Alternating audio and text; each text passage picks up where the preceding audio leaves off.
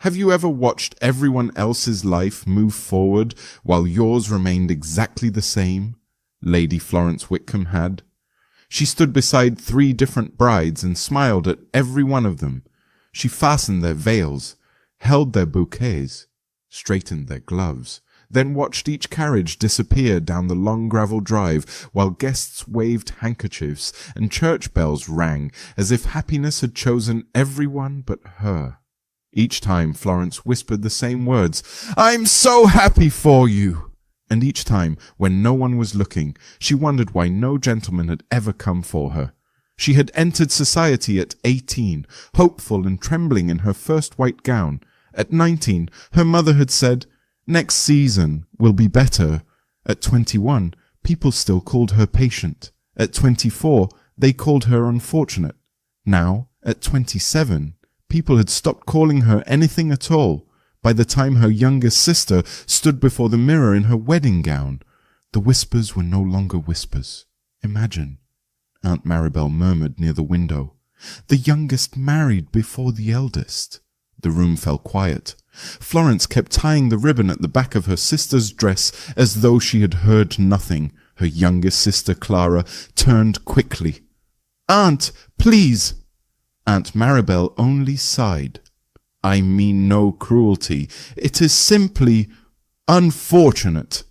Unfortunate. That was the polite word society used when it wanted to wound without sounding wicked. Florence smiled because she had become very good at smiling. "There," she said softly, smoothing Clara's veil. "You look beautiful." Clara's eyes filled with tears. "I wish today didn't hurt you." Florence kissed her cheek. "It doesn't." They both knew that was a lie. Before we continue, if stories about love, waiting, rejection, and second chances touch your heart, welcome to Candlelit Vows. Subscribe and tell us in the comments, have you ever felt left behind while everyone else moved forward? Now, let us return to Wickham Hall. The wedding was perfect. That almost made it worse. The chapel overflowed with roses. White ribbons fluttered along the pews. Lord and Lady Wickham greeted guests with practiced pride, though Florence saw the sadness in her mother's eyes every time someone glanced her way. People had stopped asking when Florence would marry. At first, when she was 18, they asked playfully. At 20, they asked carefully. At 23, they asked with pity. Now at 27, they simply looked at her and looked away. That was worse than questions. After the ceremony, Florence stood near the garden arch while Clara and her new husband received congratulations. One by one, guests praised the bride. Such a fortunate match. Such a lovely couple. "All your daughters have done beautifully, Lady Wickham." There was always a pause before someone added, "Almost all." No one said it loudly. No one needed to. Florence excused herself and walked toward the rose garden, where the noise of celebration softened behind the hedges. She had just reached the stone fountain when 2 ladies approached from the opposite path. They did not see her. "Poor Lady Florence," one said. "Poor. She has a lovely home, fine manners, and a respectable name." "Respectable, yes. But would you let your son court her?" A pause. Then the answer. "Not after what happened to Lord Cedric." Florence went still. The First Lady lowered her voice. "And Mr. Vale, and Sir Edmund." 3 suitors, 3 misfortunes. No sensible family ignores that. Florence closed her eyes. There it was again, the rumour that had followed her longer than any man ever had. At 17, before she had even properly entered society, Lord Cedric had brought her flowers. He died of fever 2 months later. At 19, Mr. Vale asked permission to call. His father's bank collapsed before the visit. At 21, Sir Edmund danced with her twice and broke his leg in a hunting accident the next morning. None of it had been her fault, yet society had decided she carried misfortune the way other women carried perfume. By 22, no one came. By 25, mothers pulled sons away politely.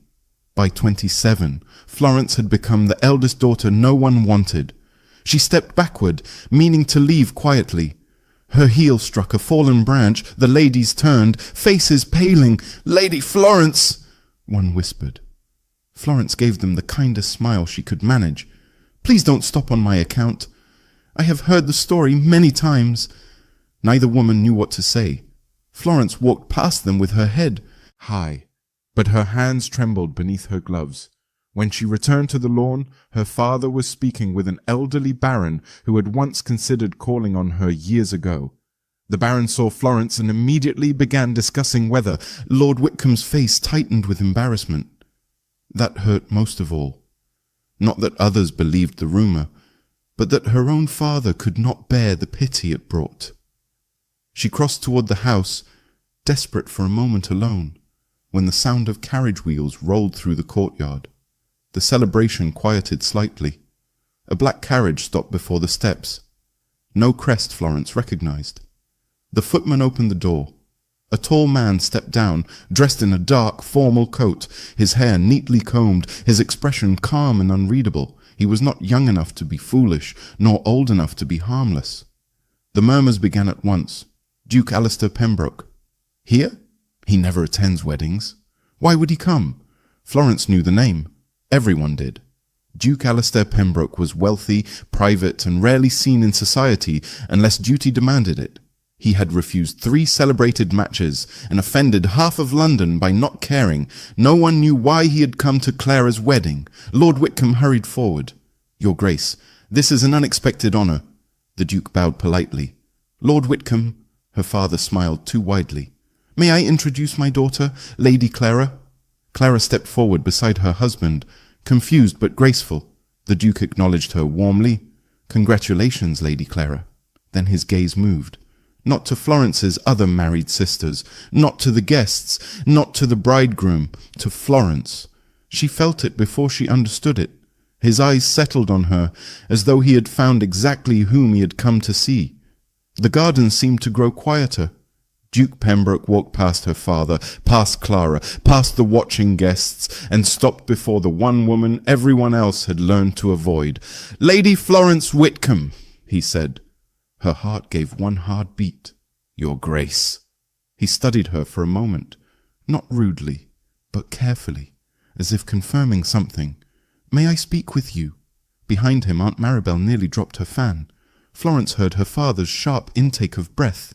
She should have asked why. She should have wondered what a duke wanted with the woman no one courted. Instead, after 9 years of watching men come for everyone else, Florence found herself asking the only question that truly mattered. "Did you come for me?" Duke Pembroke's expression did not change, but his answer carried across the stunned garden. "Yes," he said quietly, "I did." Lady Florence Whitcomb could not move. For a moment she wondered if she had imagined the words. Perhaps years of disappointment had finally taught her heart to hear things that were never spoken. She searched Duke Alistair Pembroke's face for amusement. She found none. She searched for pity. She found none. She searched for uncertainty. He stood before her with the calm confidence of a man who measured his words before speaking them. "Yes," he repeated quietly, "I came for you." Around them, the wedding guests remained frozen. No one seemed willing to interrupt whatever extraordinary thing was unfolding in the Whitcomb gardens. Lord Whitcomb cleared his throat. "Your Grace." "Perhaps we should continue this conversation inside." Alistair finally turned toward him. "If Lady Florence wishes." The answer surprised everyone. He had not looked to her father. He had looked to her. Florence had almost forgotten what it felt like to be asked what she wanted. She nodded slightly. "Very well." Lord Whitcomb hurried toward the drawing-room, clearly eager to remove the conversation from curious ears. As they entered the house, Florence noticed something she had never experienced before. Every servant was watching her, not with pity, with curiosity. The drawing-room door closed behind them. Silence settled over the room. Lady Whitcomb poured tea simply to have something to do. Her hands trembled slightly. Lord Whitcomb smiled politely. "Your Grace, forgive my curiosity, but may I ask what brings you here today?" Alistair accepted the teacup, but did not drink from it. "Lady Clara's wedding gave me the opportunity I needed." Florence frowned. "Opportunity?" He looked toward her. To meet you. Aunt Maribel almost dropped her cup. Meet Florence? Lord Whitcomb laughed awkwardly. Surely there are easier ways to meet someone than arriving at a wedding. Alistair gave the smallest nod. Perhaps, but I dislike wasting time. Again, the room fell quiet. He wasn't behaving as noblemen usually behaved. There were no elaborate compliments, no charming speeches, no playful flirtation. He simply answered questions honestly. May I ask something, Lady Florence? He said. She nodded. Of course. His grey eyes held hers steadily. Do you believe the rumour? The question startled everyone. Lady Whitcomb looked horrified. Your Grace! But Florence answered before anyone else could. Some days. No one spoke. She smiled sadly. When enough people believe something about you, eventually a part of you begins to wonder if they are right. Alistair studied her carefully. And today? She hesitated. Today, I don't know. He nodded once, as though that answer satisfied him. Then, to everyone's surprise, he stood. Thank you. Lord Whitcomb blinked. You're leaving? Alistair adjusted one glove. For today. Confusion spread through the room. Florence felt unexpectedly disappointed. He had come all this way. Only to leave? Your Grace, Lord Whitcomb said carefully, forgive me, but I still don't understand. Alistair looked toward Florence again. Understanding can wait. Then he bowed politely. Lady Florence, she curtsied automatically. Your Grace. He walked toward the door before stopping. I hope you enjoy the rest of your sister's wedding. Then he left, just like that. The black carriage rolled away down the long drive, leaving behind more questions than answers. That evening, after the last guests departed and Clara began her new life, Whitcomb Hall felt strangely empty. Florence stood alone beside her bedroom window, watching the fading light disappear beyond the gardens. She should have been thinking about Clara. Instead, she kept hearing one sentence. I came for you. A soft knock interrupted her thoughts. May I come in? Her mother entered, carrying a small tray with tea and biscuits. I thought you might not have eaten. Florence smiled gratefully. Thank you. Lady Whitcomb sat beside her daughter for several moments before speaking. Do you think he meant it? Florence looked down into her cup. I don't know. Neither do I. Her mother sighed. But for the first time in many years, I saw someone look at you before he looked at anyone else. Florence felt tears threatening again. Mother, what if everyone is disappointed? Lady Whitcomb reached across and squeezed her hand. My darling. Her voice broke slightly. You have spent 9 years worrying about disappointing everyone else. Have you ever wondered whether the world has disappointed you? Florence had no answer. The following morning, life at Whitcomb Hall returned to its familiar rhythm. The servants cleaned after the wedding. Flowers were removed. Tables disappeared. It was as though the celebration had never happened. Florence escaped to the library. Here at least books asked nothing of her. She had barely opened a novel when the butler appeared.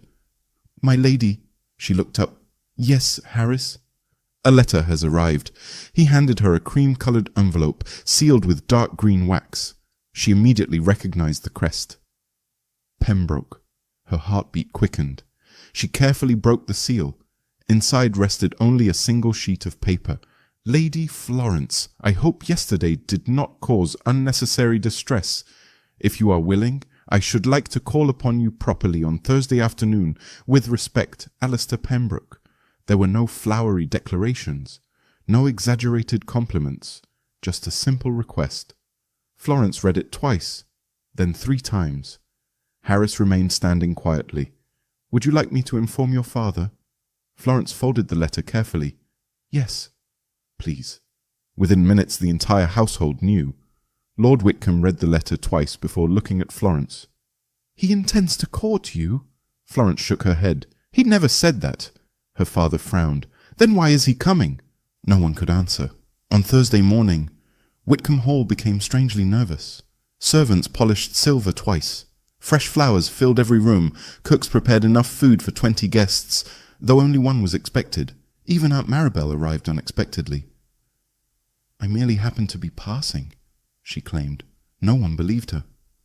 Florence chose a simple pale blue day dress. She deliberately avoided wearing anything extravagant. She had spent too many years trying to become someone worth noticing. Today, she simply wanted to be herself. Shortly after 3 o'clock, the familiar black carriage appeared. Once again, the servants gathered discreetly near the entrance. Once again, whispers followed the Duke through the hall. Alistair greeted Lord and Lady Wickham politely. Then his eyes found Florence. "Lady Florence," she smiled. "Your Grace. Would you walk with me?" Her father looked relieved. "The gardens are beautiful this time of year." Alistair nodded. "So I've heard." Within moments they were walking beneath ancient oak trees while birds sang overhead. For several minutes neither spoke. Florence found the silence surprisingly comfortable. Finally she asked the question that had haunted her for 2 days. "Why did you come?" Alistair answered without hesitation. "Because I wanted to meet the woman no one would court." She stopped walking. He stopped beside her. "That isn't the answer I hoped for," she admitted. "I know." His honesty surprised her again. "Then why say it?" He looked across the gardens. "Because every lie delays the truth." She waited. He continued. "For years I've attended dinners, charity events, concerts and house parties." He glanced toward her. "Everywhere I went, I noticed something peculiar." Florence frowned. "What?" A faint smile touched his face. "Whenever someone needed kindness, you appeared." She blinked.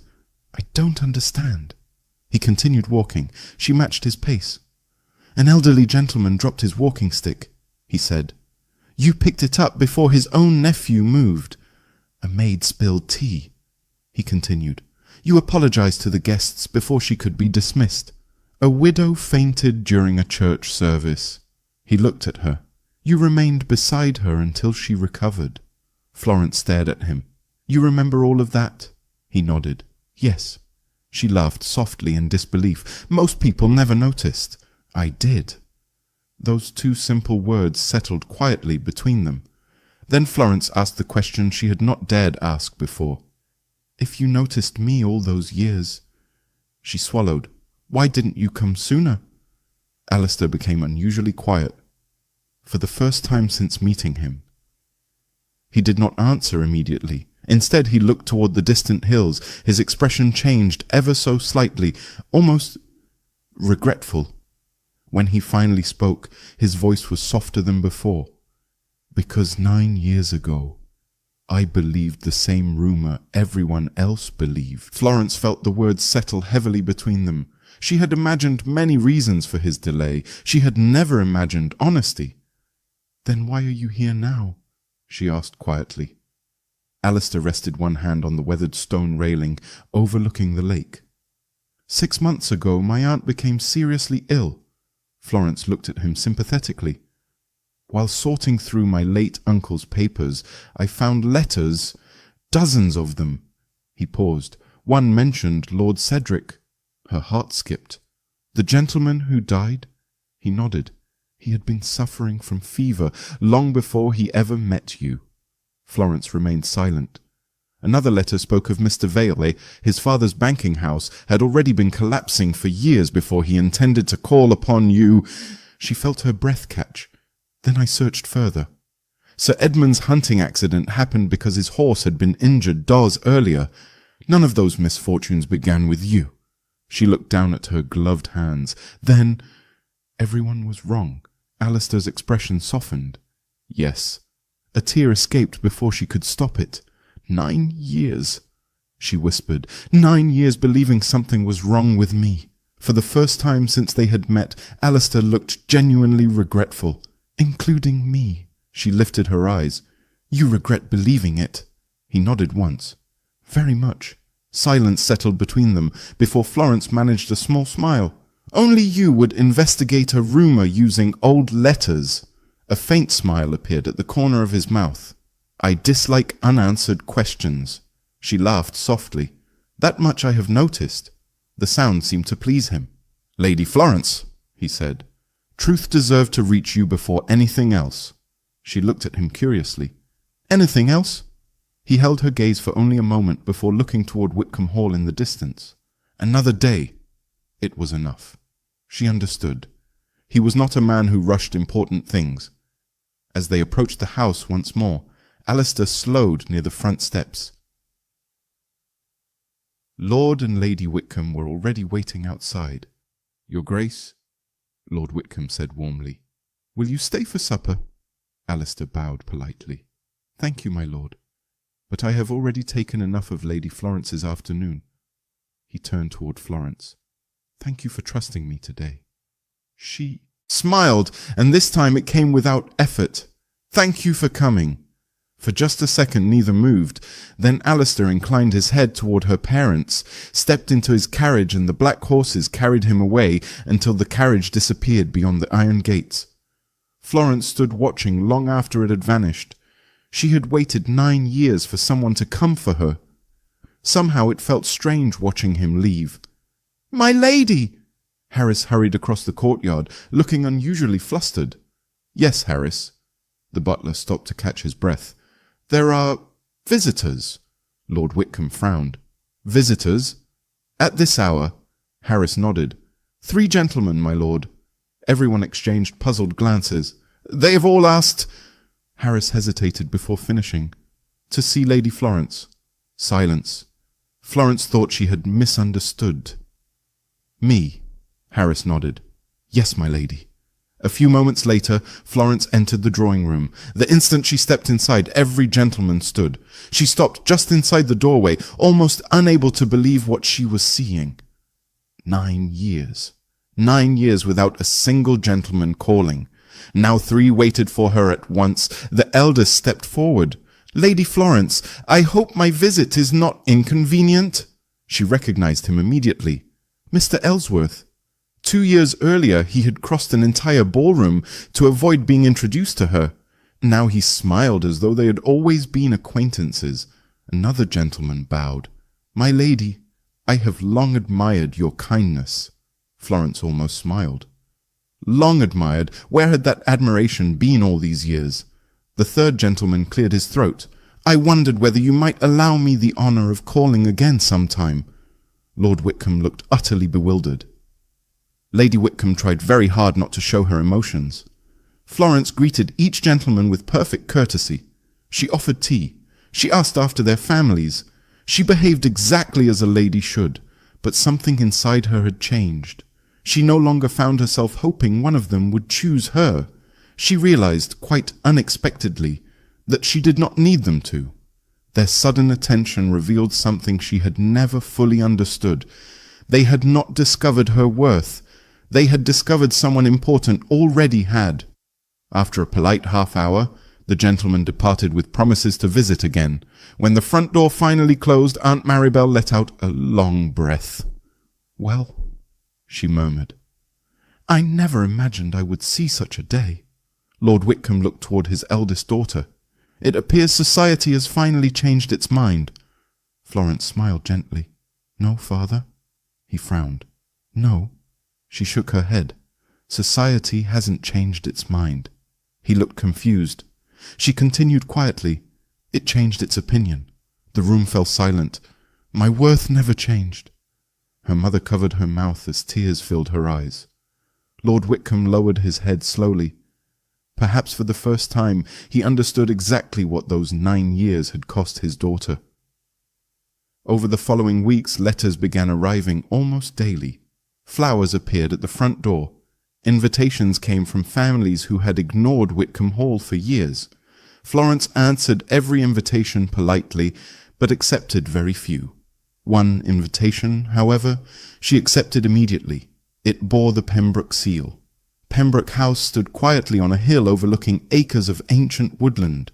It was elegant without being extravagant, much like its owner. Although servants greeted her warmly, Alistair himself waited near the entrance. "Lady Florence," she smiled. "Your Grace." Instead of leading her into a grand drawing-room, he guided her toward the estate gardens. "I thought you might prefer fewer walls." She laughed softly. "You were right." They spent the afternoon walking beneath towering oak trees. speaking not of rumours or society, but of books, music, travel, childhood memories and hopes neither had shared with anyone else. For the first time in years, Florence forgot to wonder how other people saw her. She simply enjoyed being herself. Weeks became months, their walks became letters, their letters became conversations that lasted until sunset.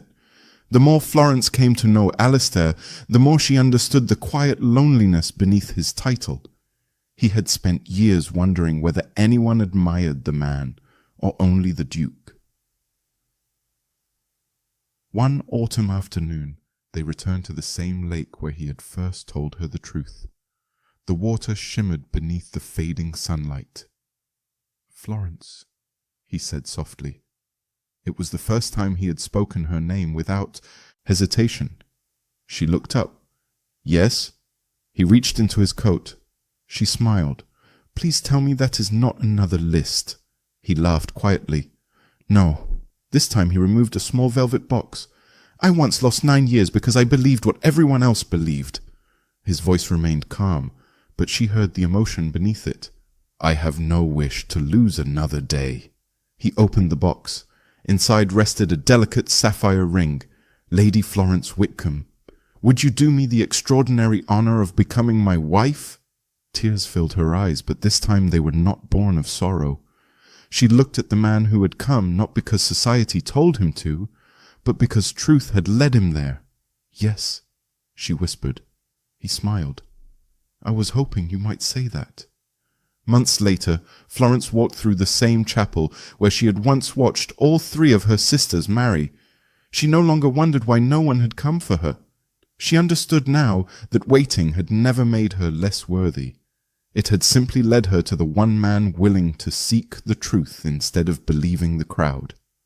As they walked back down the aisle together, Alistair leaned toward her. "You know," she smiled.